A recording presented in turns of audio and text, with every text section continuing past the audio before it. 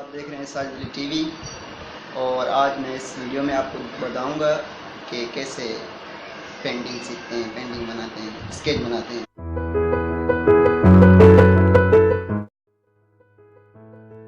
तो सबसे पहले हमको इसकी जो है ना आउटलाइन बनानी पड़ेगी, क्योंकि आउटलाइन बनाने से क्या होता है कि फेस का दायरा जो होता है वो कंट्रोल हो जाता है। आउटलाइन बनाना बहुत ज़रूरी होती है।